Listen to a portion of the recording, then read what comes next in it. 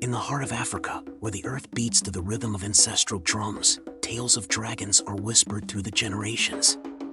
These are not the dragons of European legend, but creatures born of the African soil, shaped by the continent's unique cultures and landscapes. Each dragon, a guardian of its people, a symbol of power, creation, or destruction. In the kingdom of Dahomey, the world began with a dragon, Ado Wedo, the rainbow serpent. Her sinuous body arches across the sky, connecting earth and heavens.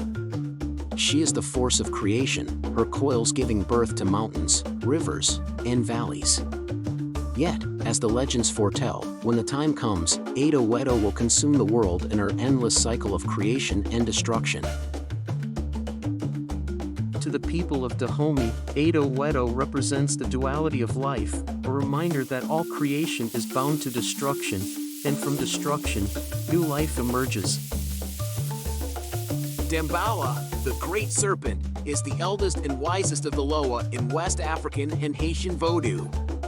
He is the sky god, the bringer of peace and tranquility, revered as the source of all life.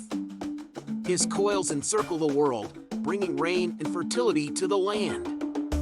Damballa's influence crossed oceans, from West Africa to the Caribbean, where he became a central figure in Haitian Vodou, embodying the unbroken spirit of a people resilient against the tides of history. In the ancient empire of Ghana, the Sonic people spoke of Bida, a giant dragon who demanded an annual sacrifice, a maiden to appease his hunger.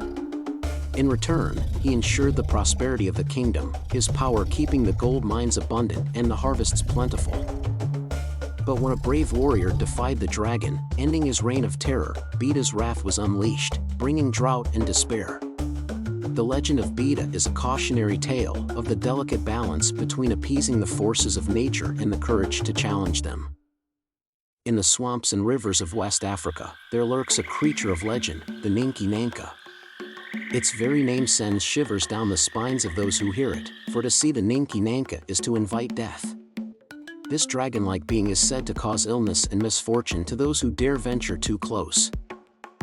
In the heart of Central Africa, among the Nyanga people, there is a tale of the Kirimu, a dragon as old as the forest itself. Kirimu, a guardian of the land, protects the sacred groves and ancient trees. To harm the forest is to invoke Kirimu's wrath, a punishment swift and deadly. Kirimu embodies the sacred bond between the people and their environment, a bond that, if broken, threatens the very soul of the land. In the rugged landscapes of South Africa, the Grootslang is a creature of legend.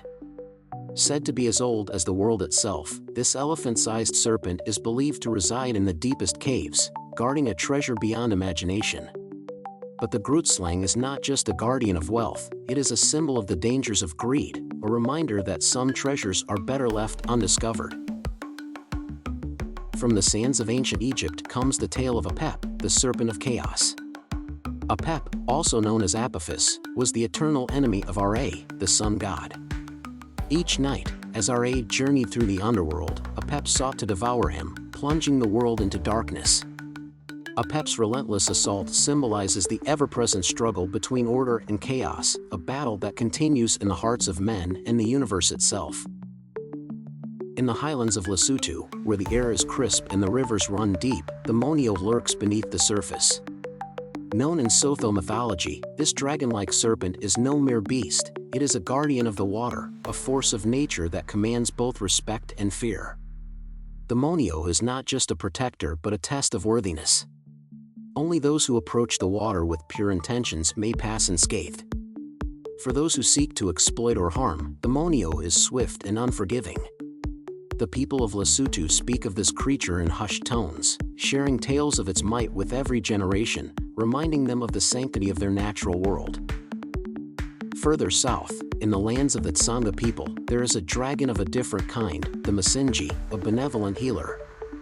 Unlike the dragons of destruction or greed, Musinji is revered for its wisdom and compassion. It is said that the Musinji possesses knowledge of all the herbs and roots in the land, using its powers to heal the sick and guide the lost. The Musinji is often called upon by traditional healers, who seek its guidance in their dreams. To encounter the Musinji is considered a blessing, a sign that one is in harmony with the earth and its spirits. It is said that in times of great need, the Lusunzi will appear to lead its people to the remedies they require, ensuring the survival of the community through the harshest of times. Deeper into the heart of West Africa, the Nyami waits in the shadows. This serpentine entity is as elusive as it is dangerous, known for its hypnotic gaze that can ensnare the unwary. The Nyami is more than just a beast, it is a force of nature, embodying the wild and untamed spirit of the African wilderness. Legends say that the Nyami feeds on the fear of those who cross its path, drawing strength from their terror. But it is not merely a predator, the Nyami is also a protector of the land. It guards sacred places, ensuring that only those with the purest intentions can enter. For those who seek to defile or exploit, the Nyami is a merciless avenger, striking down trespassers with a single, mesmerizing glance. To the people of West Africa, the Nyami represents the balance between fear and respect, power and protection. It is a reminder that the land is alive, and those who live in harmony with it will be rewarded, while those who seek to dominate it will face the wrath of its guardian. As we traveled the rich mosaic of African mythology, we discovered a realm where dragons were not merely fire-breathing monsters, but profound emblems of nature, sagacity, and cosmic harmony. Stretching from the sweeping dunes of the Sahara to the verdant rainforests of the Congo, these legendary beings have profoundly influenced the continent's cultural fabric. Envision the Grand Ado-Huido, the rainbow serpent of West Africa, as it coils its vast form to mold mountains and carve valleys. This narrative is more than a creation myth, it's a reflection of the African insight into the fragile balance of nature. Consider yourself in ancient Egypt, observing the serpentine Nyami as it weaves through our realm and the afterlife. Once an object of dread, now of veneration, Nyami represents the intricate interplay between life and death that has captivated humanity for ages. Yet, not all African dragons are kindly. The incendiary Denwan, whose blaze was so fierce it menaced the deities themselves, serves as a reminder of fire's ambivalent essence, an agent of both genesis and ruin that has molded African societies across the epochs. In southern Africa, should you chance upon the Grootslang's lair, you'd encounter an enigmatic elephant serpent chimera safeguarding the riches of the earth. This entity is more than a mere mythical figure, it symbolizes the plenitude of nature and the perils that lurk within it. As we meander through the heart of Africa, we encounter the Lusunzi, a dragon-like water spirit of the Congo. In its flowing form, we see reflected the life-giving power of Africa's mighty rivers, arteries that have sustained countless generations. Speaking of rivers, let's not forget the Nyami Nyami of the Zambezi Valley. This fish-headed, serpent-bodied river god is more than myth, it's a living symbol of the profound connection between African communities and their life-sustaining waterways. Our journey concludes in the Vodou traditions of Haiti, where we meet Damballa, the serpent god with roots in West Africa.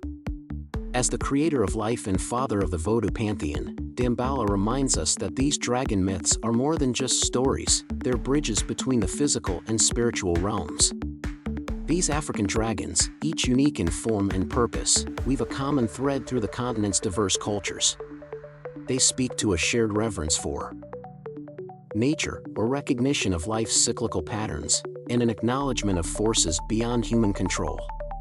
But perhaps most importantly, these myths remind us that in Africa, the line between legend and reality is often blurred. Here, ancient stories don't just entertain, they shape identities, guide communities, and offer profound insights into the human experience. As we close this chapter of our exploration into African dragon lore, remember that we've only scratched the surface of this fascinating subject. There are countless more tales waiting to be discovered, each offering a unique window into the soul of Africa. If you've been captivated by these incredible stories and want to delve deeper into the world of mythical creatures, forgotten legends, and ancient wisdom, don't forget to subscribe to our channel. By doing so, you'll ensure you never miss an episode of our ongoing journey through the realms of myth and legend. Join us as we continue to uncover the hidden treasures of human imagination and cultural heritage. Subscribe now, and let's embark on our next adventure together.